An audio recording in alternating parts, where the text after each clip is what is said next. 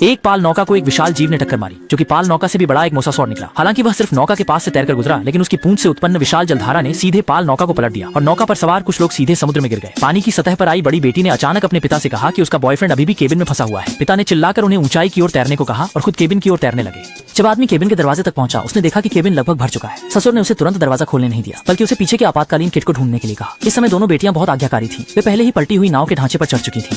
उसने तुरंत दरवाजा खोलने नहीं दिया, क्योंकि अभी दबाव बहुत ज्यादा था और समुद्र का पानी पूरे दरवाजे को डुबो चुका था। युवक तुरंत पानी में डुबकी लगाकर एक लात से दरवाजा खोल देता है। जैसे ही युवक जहाज के केबिन से बाहर निकलता है, जहाज का ढांचा पूरी तरह से पलट जाता है। तभी जहाज का मस्तूल युवक से टकरा जाता है और समुद्र के तल में उसे वह बड़ा जीव धुंधला दिखाई देता है। दोनों लड़कियां कसकर जहाज की छत को पकड़ लेती हैं, जिससे वे बच जाती हैं और फिर मदद के लिए चिल्लाने लगती हैं, अपने परिवार को ढूंढने लगती हैं।